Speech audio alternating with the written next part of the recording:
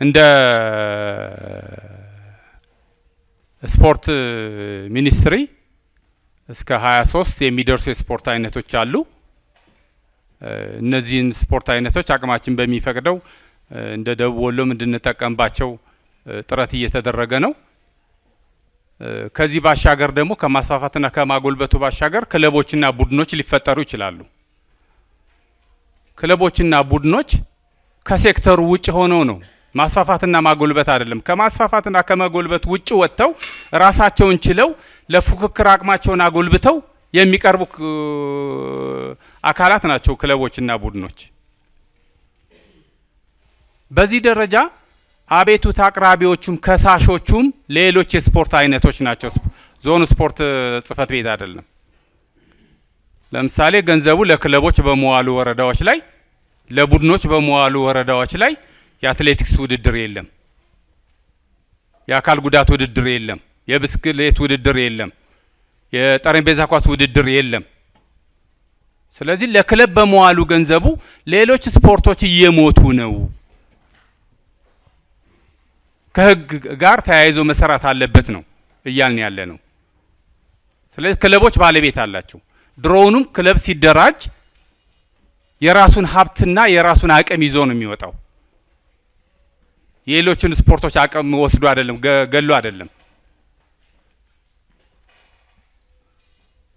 ስለዚህ ይሄ ቢለይ ነው ይለይ። ክለቦች ራሳቸውን ችለው ይወዳደሩ። በስፖርት ምክር ቤቱ ያለው ሀብት ስፖርትን ለማስፋፋትና ለማጎልበት ብቻ ይዋል። ታዳጊ ወጣቶች የበጋ ስልጠና አልሰጣችሁም፣ ገንዘብ ከየት እናምጣ? ለክለብ ግን ከየት መጣ ነው? ለክለብ ከየት መጣ? ስለዚህ እነዚህን ነገሮች አፈጻጸሞቹ ላይ ብንለያቸው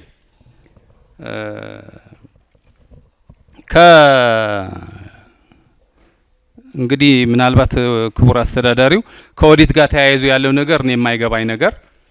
ገንዘቡ የሚንቀሳቀሰው በፋይናንስ ጽህፈት ቤት በኩል ነው፣ የዞኑም የወረዳዎቹም። ስለዚህ እንደ ውጫዊ ነገር ተደርጎ ለምንድን ነው የሴክተሮች ኦዲት ሲደረግ ይሄንኛው ማብረ ኦዲት የማይደረገው? ጊዜ ለምንድን ነው የሚፈጀው? ለምን ወረዳ ኃላፊዎች ወይም ወረዳ ጽህፈት ቤቶች ለምን ይወቀሳሉ? የአመቱ ሂሳብ ሲያልቅ ሌላው ከመስንት ከባለቱ በፊት እንደሌላው ሴክተር እየተዘጋ ማያልፍ የማይሄድበት ምክንያት ስላልታየኝ ነውና እሱ አብሮ ቢታይ ነው። እንደ ኮሚቴ እንደ ፌዴሬሽን እኔ ውክልና ተሰጥቶኝ ነው ደቡብ ወሎ ላይ የምሰራው። ምክንያቱም ውክልናው ምክር ቤት አባላት ያልወከሉት ውክልና ስራ ላይ አይውልም። በዛ መሰረት ከተሰጠኝ ኃላፊነት አንዱ የምክር ቤቱን የፋይናንስ እንቅስቃሴ መከታተል ነው እና ስፖርቶችን ማስፋፋት የተመደብኩበትን መስራት ነው። ስለዚህ በዚህ በተሰጠኝ ውክልና መሰረት እንደ ዞን እኔ ያልፈረምኩበት ገንዘብ አይንቀሳቀስም። ወይዘሮ አስረስ ገንዘብ ማንቀሳቀስ ከፈለገች ወይ ስራ አስፈጻሚውን አሟልታ መጥራት አለባት፣ አለበለዚያ ስራ አስፈጻሚ የወከለውን ኢመርጀንሲ ኮሚቴ መጥራት አለባት። ካልሆነ እናግዳለን እኛ ገንዘብ።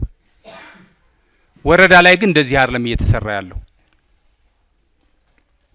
የሚፈልጓቸውን ሰዎች ብቻ በየ6 ወሩ እየሰበሰቡ የሚያስፈርሙ ወረዳዎች አሉ። መስክ ላይ ያየ ነው። ቃለ ጉባኤ ላይ ብቻ የሚፈርሙ። ለምን ፈረማችሁ ብለን ግለሰቦችን ጠሩን ፈረምን የሚሉ ግለሰቦች አሉበት።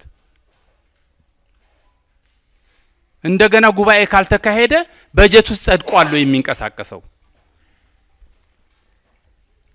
በጀት እኮ በጠቅላላ በምክር ቤቱ መጽደቅ አለበት እኮ ስራ ላይ እንዲውል። ጉባኤ ያላካሄደው ወረዳ በየትኛው ሪስፖንሲቢሊቲ ነው ገንዘብ የሚያንቀሳቅሰው?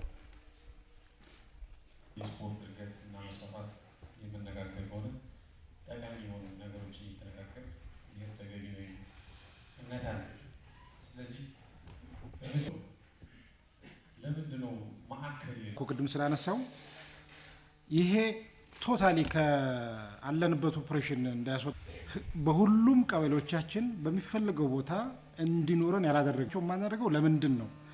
ስፖርታዊ ጨዋነት ለወሎ የማይመጥን እጅግ አደገኛ የሚመስሉ ዝንባሎች ያሉበት እና እነዚህና ታዳጊዎችን ብቁ ስፖርተኞችን በሁሉም ዲስፕሊን ብቻችሁ ስትገናኙ የምትመክሩት የምታነሱት ግምገማ ጫፍ የሚረግጥ ነው። እንዴት አድርገን እናዘምነው የፋይናንስ ስርዓቱን ቅድም በተባሉት ጉዳዮች ላይ ችግር እንዴት እንፍታ።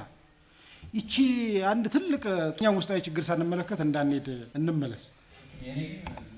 ያ ነው አይደል ትልቅ ማለት ነው። ያው እኛ የምናወጣውን እኛ የምናደርጋቸውን አስተዋጽኦች ብቻ ነው። ነገር ግን ከዚህ ዘርፍ በርካታ ጥቅሞች እንዳሉ በመገንዘብ በዘርፉ ልንጠቀምበት ይገባል የሚል ሐሳብ አለ። በዘርፉ የሚገባንን ጥቅም ለማግኘት ደግሞ መጀመሪያ ልንሰራቸው የሚገባቸው በርካታ ተግባራቶች አሉ። ዛሬም ዘርፉን በምን መልኩ እናሳድገው፣ በምን መልኩ ካሳደግነው በኋላ ወደ ጥቅም እንቀይረው የሚለውን ነገር ተነጋግረን የጋራ አቅጣጫዎችን አስቀምጠን እንሄዳለን በሚል መልኩ እንደሆነ እንዲወሰድ እፈልጋለሁ። ሌላው በተለይ ዛሬ የቀረቡት ነገሮች አብዛኛዎቹ መገፋፋትም የሚመስሉ ነገሮች የታዩበት ነው። ከዚህ ብንታረም መልካም ነው ብዬ አስባለሁ። ምናልባት እንደ ዞንም እንደ ወረዳም እንደ ስፖርተኛም እንደ አሰልጣኝም ሁላችንም የየራሳችን ድርሻ አለ።